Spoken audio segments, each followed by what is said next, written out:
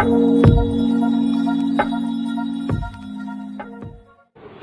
welcome back and good morning students. Let us move forward in the subject BCK. This is our lecture number 2nd, and today we are going to discuss about the second part, that is human activities, economic and non-economic, which is given on page number 1.7 of your module. So let's start. Our waking lives are all about activities. આપણે જ્યારે સવારે જાગીએ ત્યારથી લઈને આખો દિવસ જોઈએ છીએ તો બધી અલગ અલગ આપણે એક્ટિવિટીઝની અંદર ઇન્વોલ્વ હોઈએ છીએ. મેની એક્ટિવિટીઝ વી એંગેજ આર પર્પઝફુલ. બરાબર, જાજા ભાગની એક્ટિવિટીઝ જે આપણે કરીએ છીએ એ કોઈક ને કોઈક રીઝનથી, કોઈક ને કોઈક પર્પઝથી કરતા હોઈએ છીએ. Usually we determine these activities as work and play. આ એક્ટિવિટીઝને આપણે કઈ રીતના ડિસ્ટ્રીબ્યુટ કરીએ છીએ અથવા તો કઈ રીતના સમજીએ છીએ તો કે વર્ક એક બાજુ છે એ કામ કરવું અને બીજી બાજુ છે એ play. These days it is more common for adult working persons to talk about work and life. The latter implies family time, time for one's hobbies, causes, etc. અત્યારે આપણે જોઈએ તો મોર કોમન ફોર એડલ્ટ, જે લોકો 18-20 વર્ષની ઉપરના છે અને જે લોકો પોતાની કેરિયર વિશે વિચારતા હોય અથવા તો કોઈક ને કોઈક જગ્યાએ જોબ કરતા હોય એ લોકો છે, એ લોકો શેની વાત કરતા હોય છે? Work and life. બે વસ્તુ છે, એક છે વર્ક કે જ્યાં આગળ એ લોકો બધી એક્ટિવિટીઝ કરતા હોય છે અને બીજું છે લાઈફ. તો લાઈફની અંદર શું આવશે? તો કે લાઈફની અંદર આવશે family time, time for once hobbies. બરાબર, તમે તમારા ફેમિલીને ટાઈમ આપો અથવા તો તમારી હોબી છે રમત ગમત, મૂવી જોવું, મોબાઈલ મચેરવા, પછી સોશિયલ મીડિયા ઘુમાડવું, એ બધું આવે. એન્ડ કોઝિસ, અને બીજા કારણો હોય એ બધું આવે છે. And strive towards balancing the two. અને હંમેશા એ લોકો એવી ટ્રાય કરતા હોય છે કે જ્યાં આગળ એ લોકો વર્ક અને લાઈફને બેલેન્સ કરે. કેમ કે સાચો એક જોઈએ ને આપણે રિયાલિટીની અંદર તો the better person is that who is maintaining a proper balance between the work and life. We work to earn a living. બરાબર, આપણે શું કામ કરીએ છીએ? ધારો કે એક એવી ઇકોનોમી હોય કે એની અંદર પૈસા કંઈ મહત્વનું જ નથી, માણસોને બધું ફ્રી ઓફ ચાર્જ અવેલેબલ હોય છે. જ્યારે જે વસ્તુ જોતી હોય, જેટલી જોતી એટલી જો ઇઝીલી મળી રહેતી હોય, તમને શું લાગે લોકો કામ કરે? ના કરે. એટલે આપણે શું કામ કરીએ છીએ? જીવન જીવવા માટે થઈને. All that we do to earn a living comprise economic activities. અને જે જીવન જીવવા માટે થઈને એને ઇકોનોમી અથવા તો આપણે ગુજરાતી મીડિયમ વાળા સ્ટુડન્ટ માટે આર્થિક અને બિનઆર્થિક એવા બે પોર્શન જોઈશું. બરાબર, એટલે કે જે આપણે અર્નિંગ માટે થઈને, જે લાઇવલીહુડ માટે થઈને કરીએ છીએ એ બધી કેવી એક્ટિવિટીઝ છે? Economic activities. Rest are referred as non economic activities, જે બિનઆર્થિક છે. Interestingly, while the economic activities are distinguishable merely by the presence of the livelihood motive, a variety of motives are attributed to non-economic activities. સામાન્ય રીતે જોઈએ તો economic activities એટલે આર્થિક પ્રવૃત્તિ જીવન જીવવા માટે થઈને કરવામાં આવે છે. કેમ કે ત્યાં આગળ આપણે આપણી લાઇવલીહુડ અર્ન કરીએ છીએ, આપણે આપણા જીવન માટેની એક ઇન્કમ અર્ન કરીએ. પણ જે નોન ઇકોનોમિક એક્ટિવિટીઝ છે કે જે બિનઆર્થિક પ્રવૃત્તિ છે એ ખાલી એક પર્પઝ માટે થઈને નથી હોતી, ત્યાં આગળ ઘણા બધા બીજા પર્પઝ છે કે જે એની સાથે જોડાયેલા હોય છે. બરાબર, જો પેલું જેને કીધું કે લાઇવલીહુડ મોટિવ્સ, ત્યાં આગળ ઇકોનોમિક એક્ટિવિટીઝ પૂરી થાય છે. A variety of motives are attributed to non-economic activities. જ્યારે નોન ઇકોનોમિક એક્ટિવિટીઝ માટે ઘણા બધા જે ઓલા છે, અલગ અલગ શું કહેવાય ને, એટ્રીબ્યુટેડ મોટિવ્સ. મોટિવ્સ એટલે કે ઈચ્છાઓ જોડાયેલી છે. વિઝ કઈ હોય તો કે કન્સર્ન ફોર ફેલો બીંગ્સ. બરાબર, આપણી સાથે રહેતા, આપણી સાથે કામ કરતા એ બધા. બરાબર છે, જેને આપણે મિત્રતા કહીએ. ઘણી વખત આપણામાં બધા ગ્રુપમાં એકાદો એવો લેટર જેટિંગ હોય જ દે કે જેને કાંઈ પડી ન હોય, એ બીજાનો ન વિચારતો હોય. બરાબર છે, એવા લોકો કેમ કે ગમે ત્યારે ગાડી લઈને નીકળે પડે એને ખબર ના હોય કે પેટ્રોલ ખાલી થઈ ગયું છે, અને પછી વચ્ચેથી ફોન કરે કે ભાઈ અહીંયા આવને ડબલું પેટ્રોલ લેતો આવજે ને. એમ પાછો એમ ન કે એટલું પેટ્રોલ આવજે, હું પેટ્રોલ પંપે પહોંચી જાય. એમ કે 2 લીટર લેતો આવજે ને પછી મારે લેવાનો છે. એટલે એક તો એ સેવા થઈ, એમાં કંઈ રિટર્ન નથી મળવાનું. એમાંય અમુક તો એટલી બધી એક્સ્ટ્રીમ સિચ્યુએશન ના હોય કે આપણને ખબર જ હોય કે આનું કામ કરશું ની બૂચ જ મારવાનું. તમે 2 લીટર પેટ્રોલ લઈને ગયા, 2 લીટરનો ખર્ચો તમે કર્યો, એ તમને જ અડે, એ પૈસા નો આવે. ત્યાં જઈને એમ કે હાય સારું થયું તું આવી ગયો, મારી પાસે એટલો પૈસા નહીં, પેટ્રોલ નહીં. અને હું વિચારતો તો શું કરવું એમ, એટલે આપણને પેટ્રોલની ધક્કોય પડ્યો અને એ પેટ્રોલના પૈસાની અડી ગઈ. તેમ છતાં આપણે કરીએ જ ને. Concern for fellow beings, affection and love for family, બરોબર. આપણે આપણા ફેમિલી માટે થઈને આપણને બધાને પ્રેમ અને સહિષ્ણુતાની જે ભાવના હોય છે એ. પેશન્સ અબાઉટ સમ હોબી, આપણે કંઈ હોબી આપણી કોઈ કેમ એવો શોખ હોય એ પૂરો કરવાની ટ્રાય કરી. Or cause such as animal rights, બરોબર. પ્રાણીઓના જીવન માટે થઈને ફોરેસ્ટ અથવા નેચર કન્ઝર્વેશન, એટલે કે પર્યાવરણ બચાવો, જંગલ બચાવો, બરાબર, કુદરતને બચાવો. સ્ટ્રીટ ચિલ્ડ્રન એન્ડ ડેસ્ટિટ્યુટ્સ એટસેટ્રા, જે લોકો પાસે ઘર વિહોણા હોય અને જે ગલી નુક્કડની અંદર જે બધા બાળકો રખડતા હોય એમના બેટરમેન્ટ માટે, એટલે કોઈ પણ ચેરિટી પર્પઝ હોય, સોશિયલ પર્પઝ હોય, રિલિજિયસ પર્પઝ હોય, એ બધા જ પર્પઝ છે એ નોન ઇકોનોમિક એક્ટિવિટીમાં. જ્યારે ઇકોનોમિક એક્ટિવિટીમાં ખાલી ઇન્કમ અને અર્નિંગની જ વાત થતી હોય છે. Usually economic activities are said to be driven by rationality. Rationality એટલે તાર્કિકતા, બુદ્ધિમત્તા, બરોબર. જનરલી ઇકોનોમિક એક્ટિવિટીઝ છે એ બુદ્ધિ ઉપર ચાલતી હોય છે. What do I get in written or what is in it for me. આપણે સામાન્ય રીતે કોઈ પણ કાર્ય કરતા હોઈએ, સમજો કે say for example a teacher, while teacher is teaching in a class, at the one side he is delivering his knowledge, પણ બીજી બાજુ જોઈએ તો he is earning something. તો કોઈ પણ ઓફર એક્સેપ્ટ કરતા પહેલા અથવા તો કોઈ પણ વસ્તુ સમજતા પહેલા એ પહેલા પોતાની જાતને પૂછે કે આમાં મને શું મળવાનું છે, ઓર સેલ્ફ ઇન્ટરેસ્ટ અથવા તો આમાં મારો કેટલો ફાયદો છે. નોન ઇકોનોમિક એક્ટિવિટીઝ, આ ઇકોનોમિક એક્ટિવિટીઝની વાત થઈ, આમાં ઘડી ઘડી એ લોકો ઇકોનોમિક નોન ઇકોનોમિક એટલા માટે કે તમે સમજી શકો. Non economic activities are driven by emotional or sentimental reasons or altruism that is selfless concern for the welfare of others. જ્યારે બિનઆર્થિક નોન ઇકોનોમિક એક્ટિવિટીઝ છે ઇમોશનલ અને સેન્ટિમેન્ટલ રીઝન્સના લીધે ચાલે. આપણે ગમે એવા કામમાં હોય તો આપણા ફ્રેન્ડનો ફોન આવે, આપણા ભાઈનો ફોન આવે, ફેમિલીનો ફોન આવે તો આપણે કેવા મૂકી દઈએ. શું કામ? તો કે ત્યાં આગળ કોઈ ઇન્કમ અર્ન કરવાની ગણતરી નથી. ત્યાં આગળ આપણે એવું નથી વિચારતા કે આમાં મને શું મળશે, બરાબર છે. તેમ છતાં પણ આપણે કરીએ છીએ, બરાબર. અલ્ટ્રુઇઝમ ધેટ ઇઝ સેલ્ફલેસ કન્સર્ન, કોઈ પણ જાતની આવકની કે રિટર્નની ગણતરી વગર બીજાના સુખાકારી માટે, કલ્યાણ માટે કરીએ. Thus, human engagements in all social, religious, cultural, personal, recreational, charity and patriotic activities are bundled together as non-economic activities. See Roving Eyes 1. એટલે આ બધા જે છે એના મીનિંગ બહુ ઈઝી છે, તમને ખબર પડી જાય બિન આર્થિક પ્રવૃત્તિઓમાં શું શું આવે. હવે રોવિંગ આઈમાં economic and non economic activities છે. પહેલી એક્ટિવિટીની અંદર એક શેફ છે, બરાબર છે, માસ્ટર શેફ, જે બાર્બેક્યુ બનાવે છે. તો ઇટ ઇઝ તમારી પાસે નીચે જગ્યા છે તે ત્યાં તમે લખી શકો છો ઇકોનોમિક છે કે નોન ઇકોનોમિક. તો પહેલી એક્ટિવિટી છે એ કઈ છે? ઇકોનોમિક. આપણે આમ સિક્વન્સમાં જશું, first, second, third, fourth, fifth, 6, 7, 8, 9, 10, 11, 12, બરાબર. સેકન્ડ એની બાજુમાં જો તો ઓલા ભાઈ મસ્તીના લારી ઉપર ઊભા કંઈક પનીર રોલ ને એવું બધું પાછળ લખ્યું છે, બરાબર. એગ રોલ ને ડબલ એગ રોલ ને ચિકન ને એવું ખાવા પીવાની વસ્તુઓ બનાવે છે, પણ તમે જુઓ કે લારી ઉપર બનાવે છે અને સેલ કરે છે, એટલા માટે શું છે? Economic activities. પહેલી બંને છે એ આર્થિક પ્રવૃત્તિ છે, જ્યારે ત્રીજામાં એ લેડી છે એના પહેરવેશ ઉપરથી કે એના રસોડાની સિચ્યુએશન ઉપરથી એવું નથી લાગતું કે કોઈના ઘરે રસોઈ કરતા હશે. એ પોતાના ઘરે, she is busy in the hospitality of his family. That's why it is non economic activity. ચોથું, કેરમ રમવું એ એક નોન ઇકોનોમિક એક્ટિવિટી છે because it is belongs to the hobbies. પાંચમું છે PETA, people for the ethical treatment of animals, બરોબર. એનિમલ્સને ethical treatment માટે આપણે ઓલા બધા ગૌવંશ બચાવવાવાળા ને એ લોકો હોય ને જે બધા એનિમલ વેલફેર વાળા, તો એમાંય તેમને કોઈ રિટર્નની ગણતરી હોતી નથી, એટલે એ પણ નોન ઇકોનોમિક એક્ટિવિટી છે. એની પછીનું તમને ખબર હોય તો આપણે ગુજરાતીમાં આવતું ચિપકો આંદોલન, બરાબર છે, કે જેની અંદર ચિપકો મૂવમેન્ટ, કે જ્યાં એ લોકો ટ્રીઝ બચાવવા માટે થઈને કરતા હોય, તો એ પણ એ પણ નેચરલ કોઝ માટે થઈને છે, એટલા માટે થઈને એ નોન ઇકોનોમિક એક્ટિવિટીઝ છે.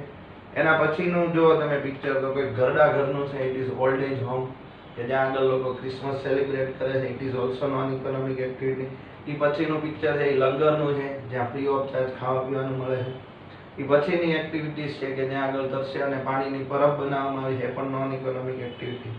નીચેની ત્રણ છે, એમાં પહેલું છે એ આ કંઈક રિપેરિંગનું છે, એ પણ ઇકોનોમિક છે. બીજું છે કે જ્યાં આગળ કોઈ શૂઇંગ ચાલે છે, સ્ટિચિંગ ને બધું, એ પણ ઇકોનોમિક છે. અને ત્રીજામાં એ ભાઈના પહેરવેશ ઉપરથી ભાઈ વકીલ લાગે છે, એ પણ ઇકોનોમિક છે. એટલે તમને ઇઝીલી સમજાઈ જાય ઇકોનોમિક અને નોન ઇકોનોમિક કોને કહેવાય. એ માટે આખા મોડ્યુલે એક મોડ્યુલે આખું એક પેજ બનાવ્યું છે અને એની અંદર તમને અલગ અલગ બધી એક્ટિવિટીઝ સમજાવી છે.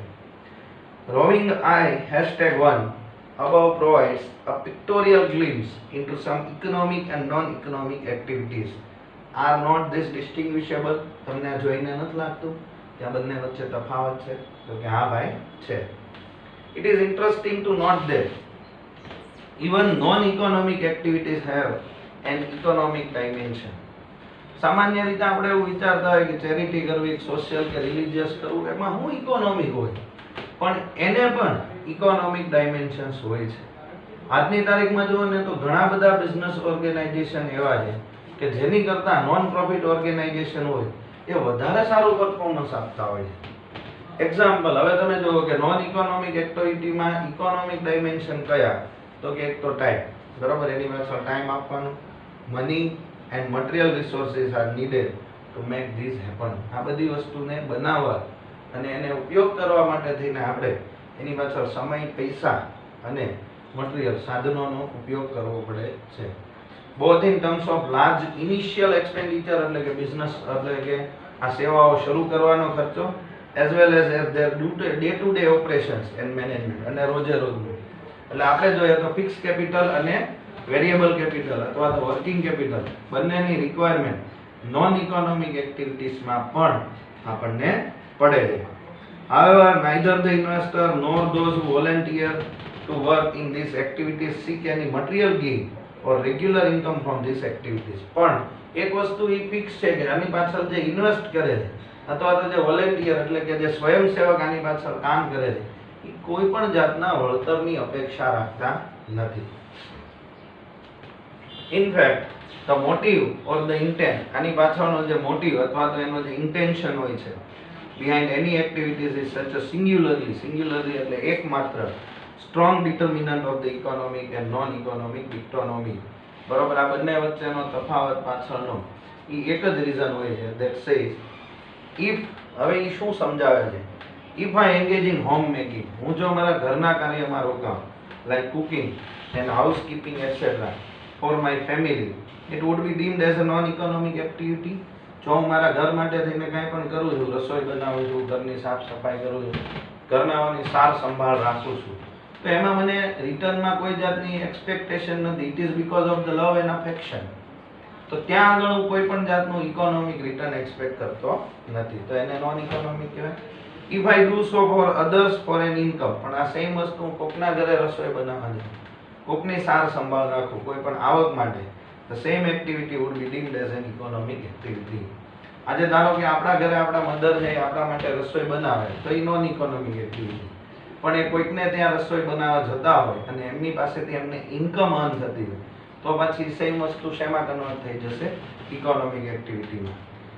However, the world needs to understand that if we wish the best minds, hearts and soul to work for the solution of the problems facing the humanity, we must find ways of offering them the best rewards and compensation. એક સામાન્ય વસ્તુ સમજાવી છે કે જો real વર્લ્ડની અંદર આપણે કોઈના માટે થઈને સારું એવું મગજ, હાર્ટ, હૃદય અને આત્મા જોતો હોય અને લોકોના બેટરમેન્ટ માટે થઈને લોકો કામ કરવા માટે રેડી હોય તો એવા સંજોગોમાં એમને રિવોર્ડ અને કમ્પેન્સેશન જે વળતર છે એ સારામાં સારું મળવું જોઈએ. હવે આપણે distinguish characteristics of economic activities જોઈએ કે આર્થિક પ્રવૃત્તિ એ કઈ રીતના બિન આર્થિક પ્રવૃત્તિથી અલગ પડે છે. Economic activities have several distinguishing characteristics other than the motive of earning a livelihood. Livelihood એટલે કે જીવન ટકાવી રાખવાનો મોટિવ તો આપણો ઇકોનોમિક એક્ટિવિટીઝની પાછળ હોય જ છે, પણ એ સિવાય પણ ઘણા બધા એવા રીઝન્સ હોય છે. Let us be more aware of this. તો આપણે અહીંયા આગળ એ રીઝન્સ માટે થઈને ડિસ્કસ કરશું. In the process we shall also be able to situate business as an economic activity, અને આ પ્રોસેસમાં આપણે બિઝનેસને એઝ એ ઇકોનોમિક એક્ટિવિટી તરીકે પણ ભેગી લઈશું. એક ઇન્ટરેસ્ટિંગ વાત વિષયની શું છે ખબર તમને? એમાં બોર્ડ વર્ક બહુ મિનિમમ આવે. આ તો તમે સમજી શકો અને તમારું એક કોન્સન્ટ્રેશન રહે એટલા માટે આ બધું લખીએ છીએ. બાકી બોર્ડ વર્કની જરૂર જ નથી હોતી. આ બધું બોલીને આમ તો 70% એવા ચાન્સ છે કે તમે રીડ કરો ને તમને સમજાઈ જશે. એટલા માટે તો મેં તમને લાસ્ટ લેક્ચરમાં કીધું હતું કે તમે રીડ કરશો ને તો તમને આમ લેક્ચર સમજવાનો વધારે ઈઝી પડશે. ખાલી તમારે અમુક એક્ઝામ્પલ સમજવા પડશે અને અમુક કન્સેપ્ટ. બાકી તો તમે ઈઝીલી તમારી રીતે બધું કરી શકશો. હવે સૌથી પહેલું કેરેક્ટરિસ્ટિક જોઈએ તો economic activities are income generating. Obvious છે, સેવાકીય પ્રવૃત્તિ નથી એટલે એમાં આવકનો સ્ત્રોત છે એ જોવાનો રહેશે. One may earn a livelihood in several ways. આપણે જીવન ટકાવી રાખવા માટે ઘણા બધા રસ્તાઓ છે. For example, income earn by rendering personal time. પોતાનો પર્સનલ ટાઈમ આપવો. ફિઝિકલ એન્ડ સાયકિક એનર્જી, માનસિક અને શારીરિક energy. In other words, through one sweet and intellect is called earn income. બરોબર? પોતાની કળા અને પોતાની બુદ્ધિમત્તા ઉપયોગ કરીને જે પણ કાર્ય થાય એમાં ઇન્કમ એને જનરેટ થાય. And the income earned by letting out એટલે કે ભાડે આપવી. Once property is called property income. જ્યારે તમે એને તો એને પ્રોપર્ટીની ઇન્કમ કહેવાય છે. બરોબર? ભાડાની આવક કહેવાય. In economics, individuals comprise as possessors of one or more of factor of production. Possessors એટલે કે જેમના પોઝેશનમાં હોવું, જેમની પાસે હોવું. બરાબર? તો ઇકોનોમિક્સ એવું કહે છે કે દરેક ઇન્ડિવિડ્યુઅલ કોઈક ને કોઈક ફેક્ટર ઓફ પ્રોડક્શનનો પોઝેસર હોય છે. એ તો લેબર હોય, લેન્ડ હોય, કેપિટલ હોય અથવા તો એન્ટરપ્રિન્યોરશિપ હોય. ધ કોરસ્પોન્ડિંગ ઇન્કમ, હવે દરેકને ભાડે આપવાથી અથવા તો એનો ઉપયોગ કરવાથી એમાંથી જે આવક ઊભી થાય છે, જે ઇન્કમ જનરેટ થાય છે, characterisation in exchange of or compensation for that factor service are. તો લેબરને શું મળે તો કે વેજીસ એન્ડ સેલેરીઝ. લેન્ડને શું મળશે તો કે રેન્ટ. કેપિટલને શું મળશે તો કે ઇન્ટરેસ્ટ. અને એન્ટરપ્રિન્યોરને એટલે નિયોજકને શું મળશે તો કે profit. It is not necessary that all these incomes may be earned in the form of money only. એવું જરૂરી પણ નથી કે આ બધી જ આવક છે એ માત્ર અને માત્ર પૈસામાં જ મળે. These may be earned in kind too. Money સિવાયના એની જેવા બીજા ઓલામાં પણ એનો ઉપયોગ થઈ શકે છે.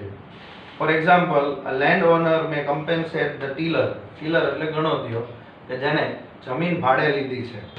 Of the land in the form of food grains. તો ઘણી વખત એવું પણ હોય કે એને ત્યાં કામ કરતો જે માણસ હોય, જે ખેત મજૂર છે, જે ટીલર છે, એને એ વર્ષે પૈસા નથી આપતો પણ એની બદલે ખેતરની અંદર જે ફૂડ ગ્રેઇન પાક્યું હોય એ ફૂડ ગ્રેઇન આપે છે.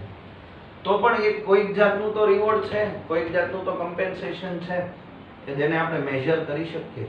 એટલા માટે શું છે? Economic activities.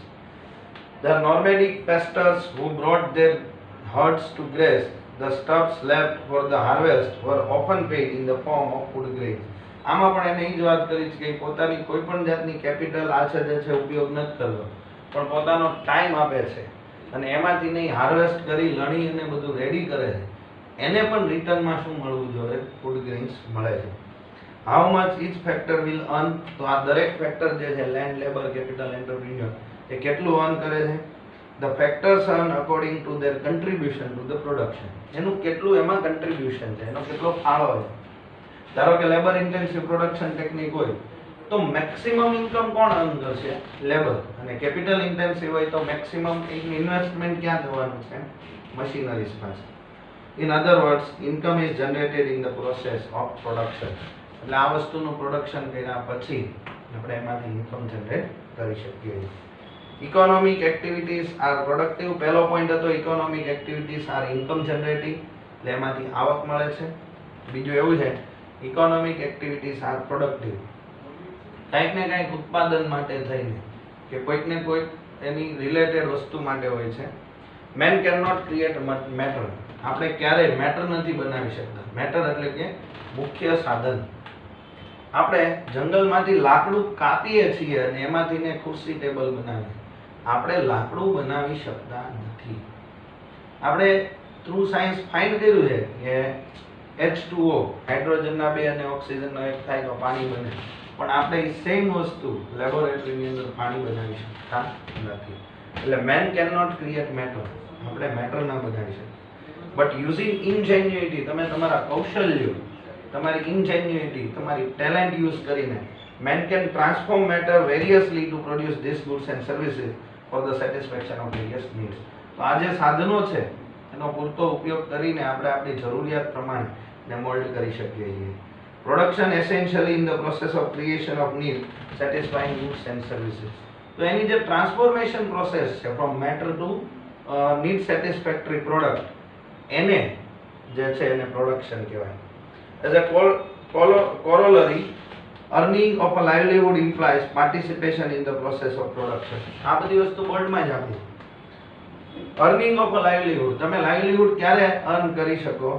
implies participation, જ્યારે તમે પ્રોસેસ ઓફ પ્રોડક્શનમાં તમારો ભાગ લ્યો, એમાં જ્યારે તમે પાર્ટિસિપેટ થાવ ત્યારે જ તમે ઇન્કમ અર્ન કરી શકો છો. when the early men set out of hunting the animals and gathering the fruits and firewood, he engaged in the productive activities. આ પહેલાની વાત છે, પથ્થર યુગના સમયની, જ્યારે એડમ અને ઈવ્સ ની પછીનો ટાઈમ જે આપણે જોઈએ છીએ, તો એ શું કહે છે કે એ સમયે માણસ હન્ટિંગ એટલે કે શિકાર કરતો હતો અને અલગ અલગ ફ્રૂટ અને ફાયરવુડ એટલે લાકડાઓ બધું ભેગું કરી સૌથી પહેલા શિકાર કરીને કાચો ખાતો હતો. પછી ધીમે ધીમે કરતા ઓલી આગ થઈ એક વખત, અને પછી લાકડા ભેગા કરીને એના ઉપર શેકવા માંડ્યો, અને પછી પકાવીને ખાવા માંડ્યો. તો એ પણ એક જાતની પ્રોડક્ટિવ એક્ટિવિટી છે. ફાર્મિંગ ઇઝ પ્રોડક્ટિવ ટુ, ખેતી કરીએ છીએ એ પણ પ્રોડક્ટિવ છે.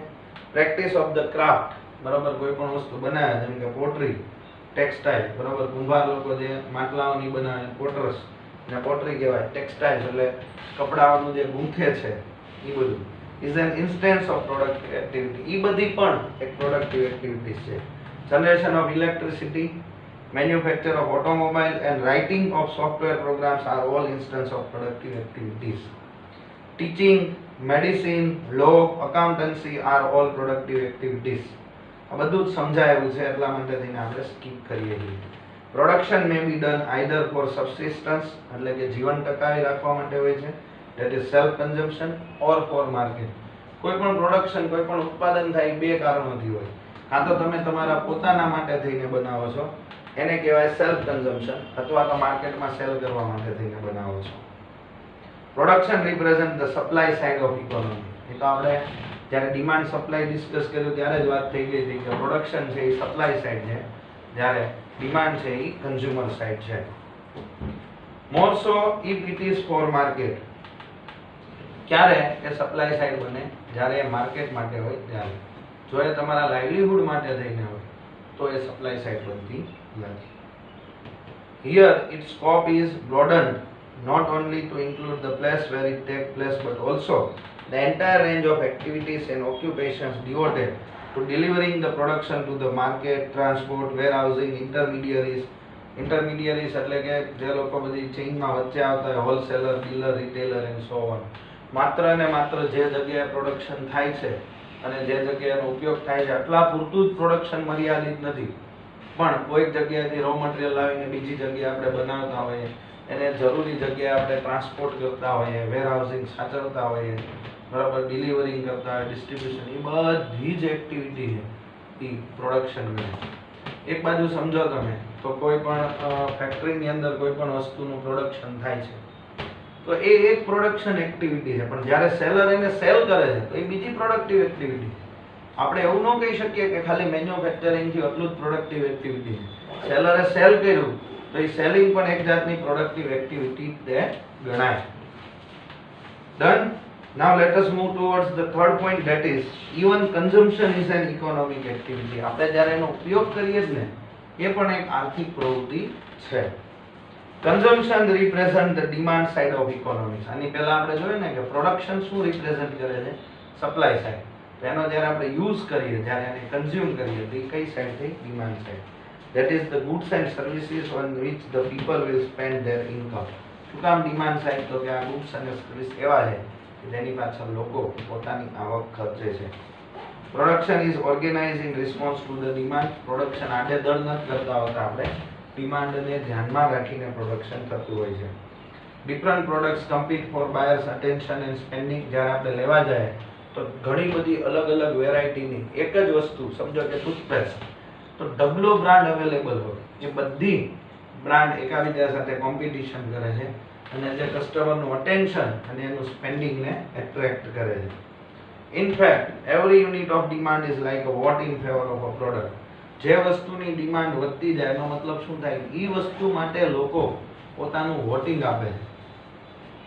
Say for example, a demand for Colgate toothpaste is higher. માર્કેટમાં 100 જણામાંથી ને એટલીસ્ટ 65 જણા 65% are asking for a Colgate toothpaste. એનો મતલબ શું થયો? કે most of the people are in favor of the Colgate toothpaste itself, અને એટલા માટે થઈને એની ડિમાન્ડ છે સૌથી હાઈએસ્ટ હોય છે. And a signal to its producer, એટલે પ્રોડ્યુસરને ઓટોમેટિક સિગ્નલ મળી જાય કે મારે આ વસ્તુનું પ્રોડક્શન કરવાનું છે. Last and fourth, savings, investment and wealth. Unspent income, જે ખર્ચી નથી શક્યા, જે વધી છે, કમ્પ્રાઇઝ સેવિંગ. એ શું થશે? બચત. The financial sector, banks, non-banking financial companies, mutual funds, dealers in stock market, real estate, gold, etc. are the channel through which the savings are converted into investment and wealth. જે બચેલા પૈસા એ આપણે આ બધી વસ્તુ પાછળ નાખીએ છીએ એટલે એ આપણું ઇન્વેસ્ટમેન્ટ અને વેલ્થ બનશે. The corporate sector and the government borrow their these savings and invest this into creating and operating civil, military and business infrastructure and other productive pursuits. આપણે જે બચાવીએ છીએ, આપણે જે સેવિંગ્સ કરીએ છીએ, એ સેવિંગ્સને એક બાજુ કોર્પોરેટ સેક્ટર, આપણે જે બચાવશું ને આપણે બેંકમાં જમા કરશું, ત્યારે કોર્પોરેટ સેક્ટર એ બેંક પાસેથી લોન લેશે. તો આપણું સેવિંગ છે એ થ્રુ બેંક ચેનલાઇઝ થાય છે કોર્પોરેટ સેક્ટર બાજુ. અધરવાઇઝ બીજા શબ્દોમાં તો આપણે બેંકને આપીએ, બેંક રિઝર્વ બેંકને આપે અને રિઝર્વ બેંક સરકારને આપે. એટલે એક બાજુ કાં તો કોર્પોરેટ પાસે, બીજી બાજુ કાં તો સરકાર પાસે આપણું જે સેવિંગ્સ છે એ કોર્પોરેટ સેક્ટર અને ગવર્મેન્ટ બોરો કરે છે, એટલે કે મેળવે છે અને એને ઇન્વેસ્ટ કરે છે, જેનાથી ને એ લોકો આપણા માટે સિવિલ એટલે કે સિવિલિયન માટે થઈને જે બધું road, bridge, dam, school, hospitals એ બધું બનાવે છે. મિલિટરીને જે જરૂર છે એ બધા ઇક્વિપમેન્ટ્સ માટેના, આર્મ્સ અને ઇમ્યુનિશન માટેની બધી એક્સપેન્સ કરે છે અને business infrastructure and other productive pursuits એના માટે થઈને આ ઇન્કમ બધી સ્પેન્ડ થાય છે. ડન. સો અહીંયા આપણે distinguish characteristics of economic activities જોયું. હવે આપણે point number 1.4.2 business as an economic activity, કેમ કે આપણને ખબર છે કે આર્થિક પ્રવૃત્તિ ત્રણ વસ્તુઓની અંદર વહેંચાયેલી છે. બિઝનેસ એટલે કે ધંધો, પ્રોફેશન એટલે કે વ્યવસાય અને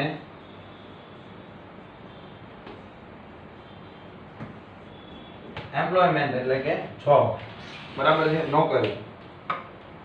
હવે business as an economic activity, જેમાંનું પહેલું આપણે ધંધો એક આર્થિક પ્રવૃત્તિ છે એવું સમજશું.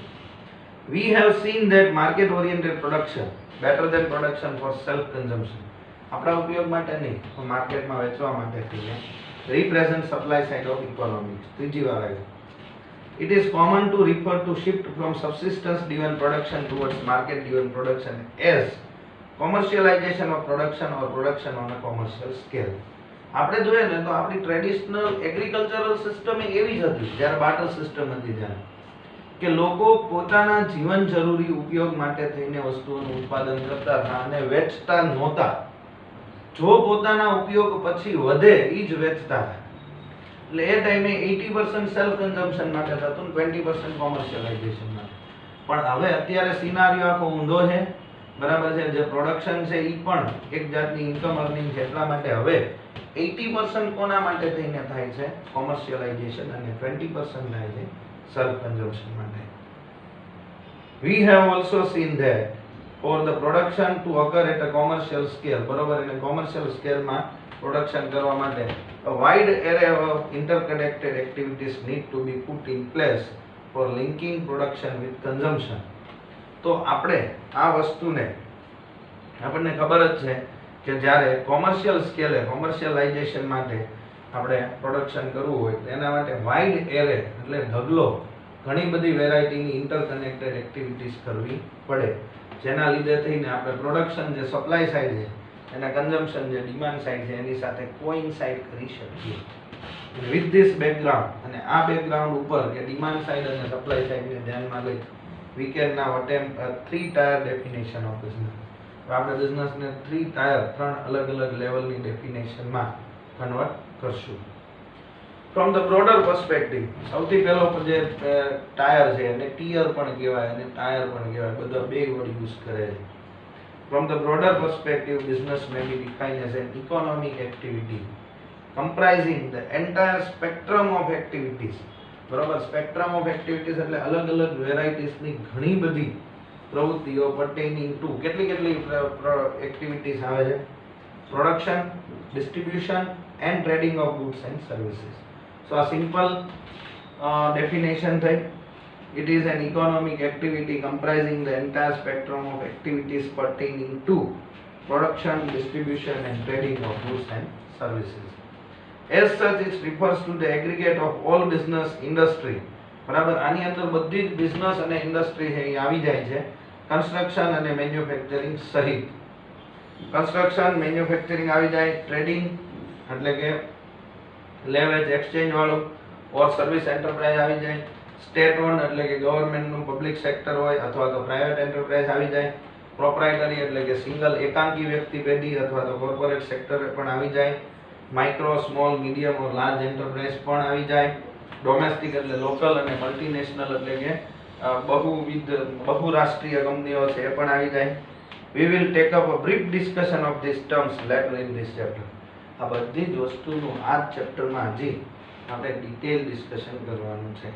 ટોટલ 24 પેજનો ચેપ્ટર છે, એમાં જે આપણે 10મું પેજ ચાલીએ છીએ એટલે આ એક પોઈન્ટ ક્યાંય બાકી રહી જશે નહીં. બરાબર, એમને કહી દીધું એટલે તમે ઉતાવળા ના થાવ. It is usual to classify business into industry, trade and commerce. આપણે 3માં બરાબર 11th ના ચેપ્ટરમાં 11th ના ફર્સ્ટ ચેપ્ટરમાં આપ્યું જ છે ટ્રેડ, કોમર્સ. કોમર્સ એટલે કે trade and its allied activities અને ઇન્ડસ્ટ્રીઝ. અને ઇન્ડસ્ટ્રીઝમાં 3 હતું, પ્રાઇમરી, સેકન્ડરી અને ટર્શિયરી. The latter incorporating all the industry, trade related services or auxiliaries aid to trade such as banking, general insurance, transport, warehousing etc. એટલે હવે આપણે જોઈએ તો બિઝનેસ ને ઇન્ડસ્ટ્રી, ટ્રેડ અને કોમર્સમાં કીધું છે. ધ લેટર ઇન્કોર્પોરેટિંગ એટલે કે કોમર્સ છે એમાં શું આવે? ઓલ ધ ઇન્ડસ્ટ્રી, પછી trade related services, auxiliary to trade એટલે કે એને સંલગ્ન સેવાઓ બધી, જેમ કે banking, general insurance, transport, warehousing etcetera, એ બધું જ એની અંદર આવે છે. Here a question arises, is agriculture an industry and hence a business? આપણે હમણાં જ વાત થઈ કે ટાઇપ્સ ઓફ ઇન્ડસ્ટ્રીમાં પ્રાઇમરી ઇન્ડસ્ટ્રી એટલે કે એગ્રીકલ્ચર આવે. તો એગ્રીકલ્ચર જે ઇન્ડસ્ટ્રી છે તો એગ્રીકલ્ચરને બિઝનેસ ગણાય? Its answer is it depends. બરાબર, હવે ઇન્ડિયાના કન્ટેક્સ્ટમાં જોઈએ તો much of the agriculture is subsistence agriculture. હમણાં જ આપણે વાત થઈ કે હજી પણ મેજોરિટી ખેતી છે એ પોતાનું જીવન ટકાવી રાખવા માટે થાય છે. Moreover agriculture income under the income tax act is characterised separately from income from business and profession and is exempted from tax. સામાન્ય રીતે જે એગ્રીકલ્ચરની ઇન્કમ છે એ એક્ઝેમ્પ્ટેડ એટલે કે છૂટછાટ આપવામાં આવે છે અને ઇન્કમ ટેક્સમાં એને ઇન્કમ હેડની અંદર લેવામાં આવતી નથી.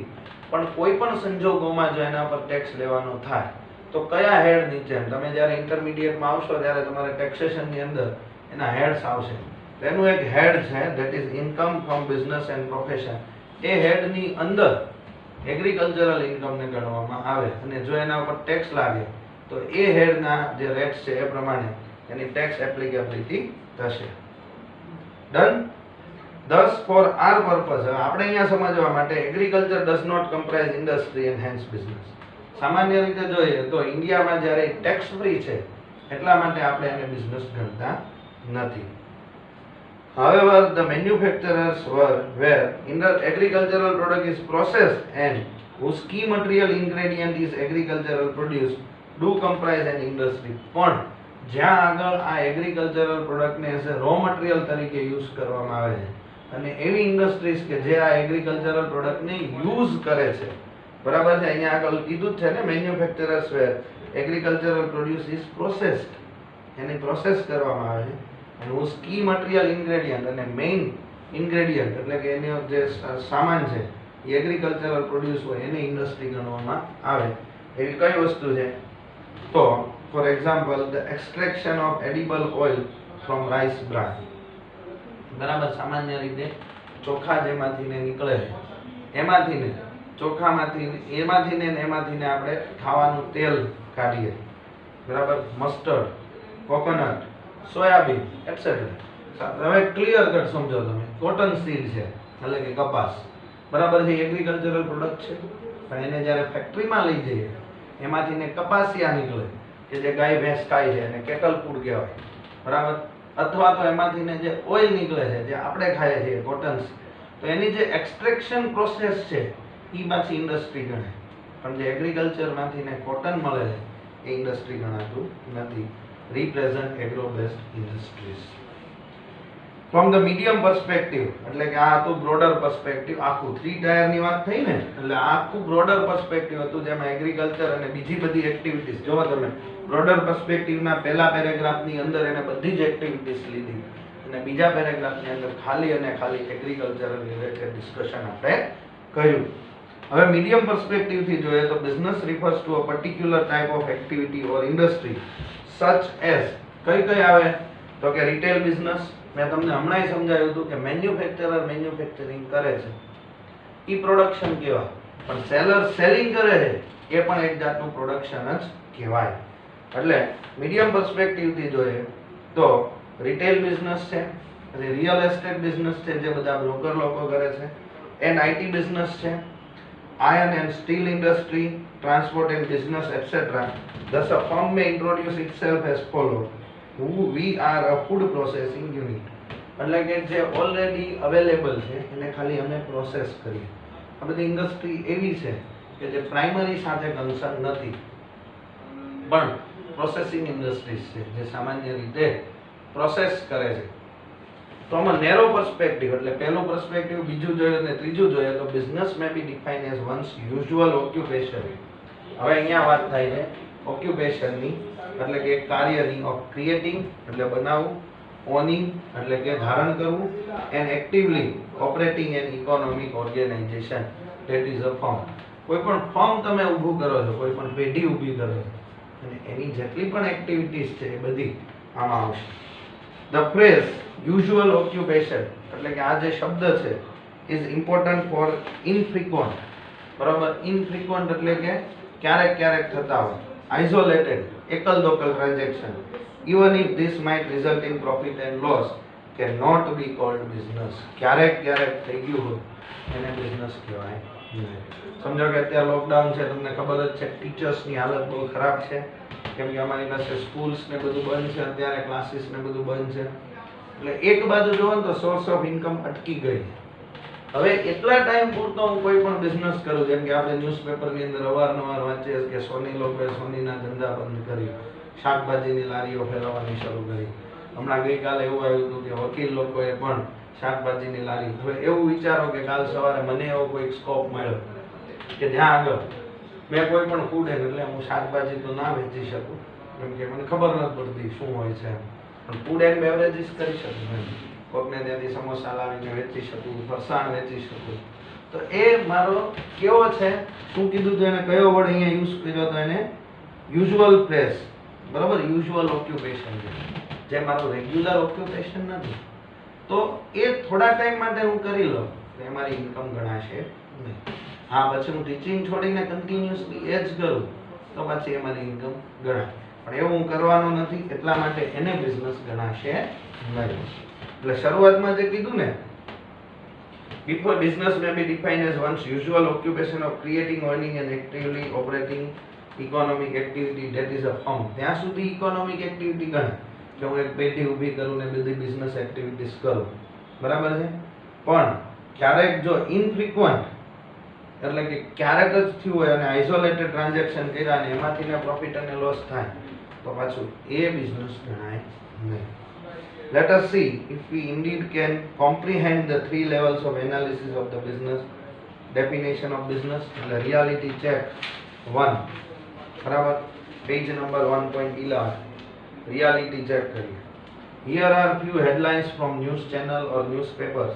Let us see if this pertain to the definition of business in its broader, intermediate or micro level. પહેલું છે, India's infotech meltdown. Is IT sector facing its worst crisis? એટલે તમે સમજો કે IT સેક્ટર ની વાત આવી, કયામાં આવશે? પહેલું કયું હતું? બ્રોડર, અને પછી બીજું કયું હતું? ઇન્ટરમીડિયેટ અથવા તો મીડિયમ પર્સપેક્ટિવ. એની અંદર જો એને IT બિઝનેસ લખેલું છે, તો IT બિઝનેસ આવે છે તો IT રિલેટેડ છે એટલે એ મીડિયમ પર્સપેક્ટિવ છે. Business confidence at all time high, CII report by ET Bureau. Business confidence at all time high એટલે બધી જ business activities, whether it is primary, secondary or tertiary, એ સૌથી હાઈ છે. તો એ કયું થયું? Broader prospective. માં લખેલું નથી, હું સમજીને જ સમજાવું છું. Tata Motors single firm, quarter four profit down, Business Standard. તો એ કયું થયું? Narrow perspective.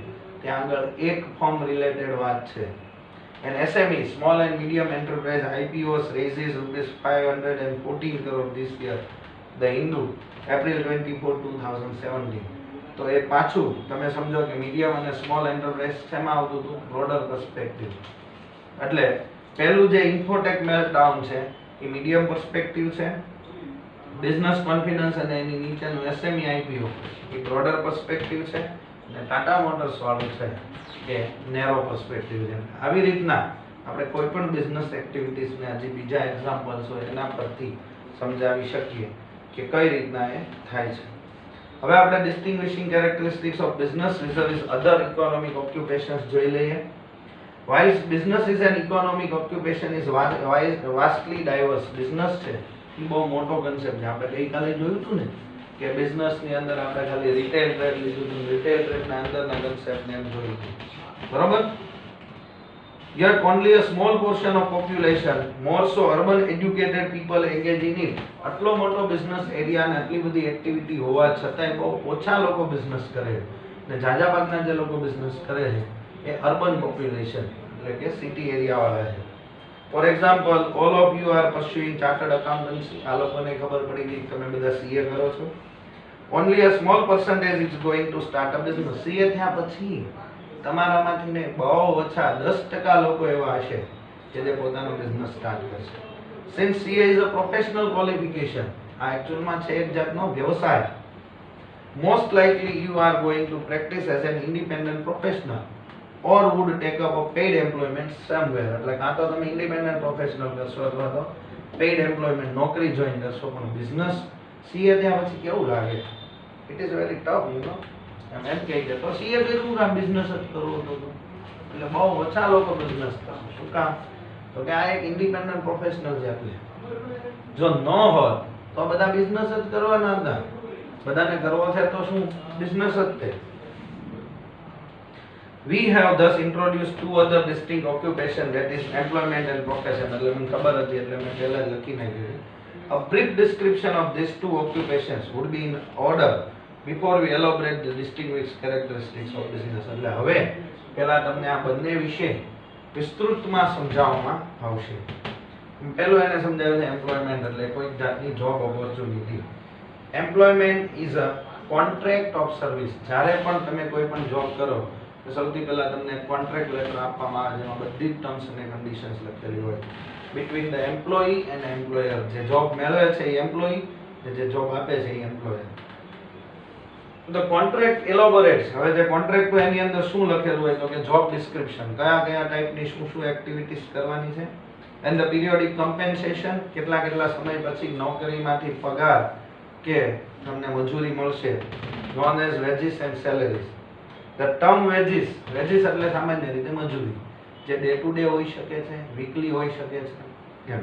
તો અહીંયા સમજાયું કે term wages usually denotes factory workers, જ્યારે salary denotes office staff, managers etcetera. એટલે વર્કર રવિવારે રજા રાખે તો એને વેજીસ ન મળે. સાહેબ રવિવારે રજા ઉપર હોય જે પરમનન્ટ સ્ટાફ છે તો એને રવિવારની પણ સેલેરી મળે. વેજીસ એટલે મજૂરી અને સેલેરી એટલે પગાર. One has to undergo a detailed process of recruitment and selection for one's engagement in employment. બરાબર, દરેકે એની ડિટેલ પ્રોસેસ માંથી પાસ ઓન થવું પડે, જેમાં રિક્રુટમેન્ટ અને સિલેક્શન જે તમે ચેપ્ટર નંબર 5 ઓફ ઓસી માં સ્ટાફિંગમાં કર્મચારી વ્યવસ્થા તંત્રમાં ભણી ગયા છો. યુઝ્યુઅલી મિનિમમ ક્વોલિફિકેશન એજ્યુકેશન જોવે. બરાબર, મિનિમમ ક્વોલિફિકેશનમાં એક તો એજ્યુકેશન એટલે ભણેલો ગણેલો હોવો જોઈએ, એને ટેકનિકલ નોલેજ હોવું જોઈએ અને પ્રોફેશનલ નોલેજ પણ હોવું જોઈએ. Prior work experience are prescribed. ઘણા બધા સંજોગોમાં આની પહેલા જ્યાં કામ કર્યું એનો અનુભવ પણ જરૂરી છે. Freshers may be initially recruited as an intern. બરોબર, સમજો કે કોઈક સંજોગોમાં ફ્રેશર જે સાવ નવો જે ભણી ગણીને આવ્યો હોય એને તમારે રિક્રુટ કરવાનો થાય તો એને તમે શરૂઆતમાં એઝ અ ઇન્ટર્ન તરીકે રાખી શકો છો. And required to undergo training. પછી એને ટ્રેનિંગ આપવી પડે. And one is expected to perform as per the terms of employment. નોકરીની અંદર જે નોકરીની કન્ડિશન્સ છે, જે ટર્મ્સ ઓફ એમ્પ્લોયમેન્ટ છે એ પ્રમાણે તમારે કામ કરવું પડશે. બરાબર છે. And the performance targets assign from time to time. સમયે સમયે જે પરફોર્મન્સ ટાર્ગેટ્સ આપવામાં આવે છે એ પણ પૂરા કરવા પડશે. But there is a minimum assured income, tenure certainty and reasonable opportunity for career progression via promotion. આ એક એનો પોઝિટિવ પોઈન્ટ છે. સૌથી પહેલો છે મિનિમમ એશ્યોર્ડ ઇન્કમ. એટલે કે જ્યારે તમે એમ્પ્લોયમેન્ટ ઉપર હો અને તમારો કોન્ટ્રાક્ટ થયો અને તમે સેલેરાઇડ છો તો જેટલી સેલેરી છે એટલી મિનિમમ ઇન્કમ તો થશે જ. ટેન્યોર સર્ટેનલી એટલે કે જે સમયગાળો છે જેટલો એ પણ ફિક્સ હોવાનો છે. અને રિઝનેબલ ઓપોર્ચ્યુનિટી 3 વર્ષ 5 વર્ષ થાય એટલે આગળ ગ્રોથ થવાની શક્યતા, પ્રમોશન થવાની શક્યતા એમ્પ્લોયમેન્ટમાં સૌથી વધારે રહેલી છે. હવે આપણે વાત કરીએ પ્રોફેશનલ. જે તમે આગળ આમાં સમજો જેટલા બોલ્ડ પોઈન્ટ છે ને એ બધા ઇમ્પોર્ટન્ટ છે. પ્રોફેશન એટલે વ્યવસાય જોઈએ તો profession is rendering of services of a specialized nature. બરોબર, ડોક્ટર્સ, એડવોકેટ, ટીચર્સ, પછી ચાર્ટર્ડ એકાઉન્ટન્ટ્સ, કંપની સેક્રેટરીઝ, આ બધા પ્રોફેશનલ છે. શું કામ? તો કે સ્પેશિયલાઇઝ્ડ નેચર હોવું જોઈએ. ચાર્ટર્ડ એકાઉન્ટન્ટ ઓપરેશન ન કરી શકે, ડોક્ટર ઓડિટિંગ ન કરી શકે, એમ દરેકના નેચર કેવા હોય? સ્પેશિયલાઇઝ્ડ. Necessitating prescribed qualifications. બરાબર, જેમ ફિક્સ ક્વોલિફિકેશન હોય જેમ કે MBBS, MD for doctor, chartered accountancy, CA for chartered accountants, પછી LLB for advocates. For fee એ લોકો શું લે છે? એમને જે રિટર્ન મળે એને શું કહેવાય? ફી.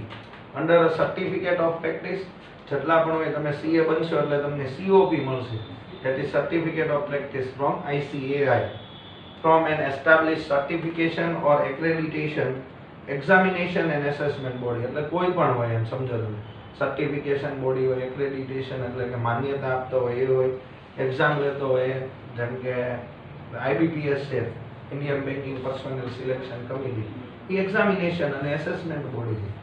તો એ કોઈ પણ ના પાસેના જે કોડ ઓફ કન્ડક્ટ છે, બરાબર, જે નીતિ નિયમો છે એ તમે પાળો એટલે તમને COP મળે, that is certificate of practice. અને એની મદદથી તમે તમારી પ્રેક્ટિસ છે એ સારી રીતે કરી શકો. Professions can be pursued as independent practice or under a contract of employment too. બે રીતે થઈ શકે. આપણે ઘણા ચાર્ટર્ડ એકાઉન્ટન્ટને જોઈએ જ છીએ જે ઇન્ડિપેન્ડન્ટ પ્રેક્ટિસ કરતા, ઘણા કોઈ કંપનીમાં એઝ ઇન્ટરનલ ઓડિટર તરીકે અથવા તો કોઈ બીજા સેન્સમાં જોબ પણ કરી શકતા હોય છે. Accountancy, architecture, designing, engineering, law, medicine and increasingly even management are assuming the attributes of a profession. આ બધા એવા ફિલ્ડ છે કે જેમાંથી ને પ્રોફેશનલ્સ બહાર નીકળે છે. In certain profession, example medicine, if in employment the professions are entitled to non-practice as allowance too. કોઈ ડોક્ટર છે એને પ્રોપર પ્રેક્ટિસ કરી લીધી છે, એ તમને ખબર હશે કોઈ પણ ડોક્ટર બનવું હોય તો પહેલા 5 વર્ષ કોઈ પણ ગવર્મેન્ટ હોસ્પિટલની અંદર પ્રેક્ટિસ કરવી પડે, પછી એને પ્રેક્ટિસ સર્ટિફિકેટ મળે. હવે એ ડોક્ટર કોઈ બીજી હોસ્પિટલમાં સેલેરાઇડ તરીકે કામ કરવા માંગતો હોય તો એને નોન પ્રેક્ટિસિંગ અલાઉન્સ પણ મળવા પાત્ર છે, જે એને મળી શકે છે. The word profession or professional in common parlance is used to distinguish from one's amateurish or substandard performance or practice as a part time hobby. Professional નો મતલબ શું થાય કે કોઈ પાર્ટ ટાઈમ કે હોબી માટે થઈને કામ કરતું નથી, પણ એની માટેનું સ્પેશિયલાઇઝ નોલેજ પોસેસ કરે છે અને ક્વોલિફાઈડ થાય છે. Professionalism is other associated with perfectionism. બરાબર. પ્રોફેશનલિઝમ નો મતલબ થાય પરફેક્શનિઝમ, એટલે કે તમે પરફેક્ટ હોવા જોઈએ. The word is also used derogatively to denote that one greedily works for money. એનો મતલબ શું થાય? પ્રોફેશન એટલે શું થાય કે આ કોઈ પણ જાતની હોબી માટે કે પાર્ટ ટાઈમ માટે કરવામાં આવતું વર્ક નથી, પણ એ ગ્રીડ છે આપણી કે જે પૈસા માટે કરીએ છીએ. Historically, however, professions emerge in pursuit of nobility. પણ એમાં નોબલ પ્રોફેશન છે એટલે નોબિલિટી સાથે તો એ જોડાયેલું છે. Demonstrated highest level of integrity, તમારી ઇન્ટિગ્રિટી અને એથિક્સ નીતિ છે એ બતાવવી પડે. And hence were held in very high esteem and social status respect. એટલા માટે તેમને સૌથી હાઈએસ્ટ રિસ્પેક્ટ મળે છે. આપણે ડોક્ટર સાહેબની કેટલા રિસ્પેક્ટથી જોઈએ, એડવોકેટ્સ, બરાબર, ટીચર્સ, ચાર્ટર્ડ અકાઉન્ટન્ટ્સ. તો એ લોકોમાં એક ઇન્ટિગ્રિટી, ઓનેસ્ટી અને એથિક્સ છે, એટલા માટે થઈને પ્રોફેશનલિઝમને એઝ એ નોબલ પ્રોફેશન માનવામાં આવે. Chartered accountants for example represent a noble profession for ensuring truthfulness and fairness in the conduct of business. કોઈ પણ બિઝનેસ તમારી પાસે તમે ચાર્ટર્ડ અકાઉન્ટન્ટ બનશો પછી કેમ આપણે ડોક્ટર પાસે જઈને, કેમ કે એ આપણું હેલ્થ કોન્શિયસ છીએ, ત્યાં આપણે કેમ બધું બડબડ કહી દઈએ, સાહેબ મને આમ થાય તેમ થાય, હું આ ખાધું હતું, આમ ગયો તો, આ પીધું હતું, આ કર્યું હતું ને એમ. તો સેમ વે ચાર્ટર્ડ અકાઉન્ટન્ટ પાસે પણ કોઈ પણ આવે છે પોતાના બિઝનેસ માટે, તો એ કેમ કે તમે વેલ્થ કોન્શિયસ છો એટલે એ બધું બડબડ તમને કહી દેશે. શું કામ? તો કે તમારું ટ્રુથફુલનેસ એન્ડ ફેરનેસ છે in the conduct of business and hence instrumental in ensuring its trustworthiness, એટલે તમે ભરોસાપાત્ર છો. And hence the integrity of the entire economic system, અને એટલા માટે થઈને આખી ઇકોનોમિક સિસ્ટમ છે એ તમારા પર ભરોસો કરે છે. The logo of the institute from the Institute of Chartered Accountants of India is suggestive of the vigilance expected from the CS. જે અહીંયા આગળ આપવામાં આવ્યો છે, જે તમારી પાસેથી શું એક્સપેક્ટેડ છે એ લોગો પ્રદર્શિત કરે છે. Having clarified the meaning and nature of employment and profession as economic occupations, આપણે આ બંને વસ્તુ જોઈ લીધી. We are now in a position to delve deeper into the nature of business. હવે આપણે બિઝનેસને વધારે ડિટેલમાં સમજી શકશું. Before we do that, it would be useful to do a recapitulation of the main points of difference between business process and employment. તો એ જે છે recap, distinguish between business profession and employment, એવું તમારા પર છોડું છું. આટલું સમજાવ્યા પછી તમે આ જે ડિફરન્સ છે એ સારી રીતે કરી શકશો એવી હું આશા રાખું છું. અને નેક્સ્ટ ટાઈમ આપણે સીધા કેરેક્ટરિસ્ટિક્સ ઓફ બિઝનેસ થઈને સ્ટાર્ટ કરશું. આજનું સેશન છે એ આપણે અહીંયા કન્ક્લુડ કરીએ, કેમ કે મને એવું લાગે છે કે આટલું કર્યા પછી એમાં ઘણા બધા નવા વર્ડ્સ આવ્યા છે, એટલે થોડુંક તમારે સમજવામાં ટાઈમ લાગશે અને થોડુંક તમે જાતે કરશો એટલે થોડું વધારે ટાઈમ લેશો. એટલા માટે આજનું સેશન છે એ અહીંયા આપણે કન્ક્લુડ કરશું. અને નેક્સ્ટ સેશનમાં આ જે પર્ટિક્યુલર જે અંદર ટેબલ આવ્યું છે એ તમારે કરવાનું છે, અને એનાથી આગળના પોઈન્ટ્સ છે એ આપણે સાથે પાછા ડિસ્કસ કરશું. Thank you very much class.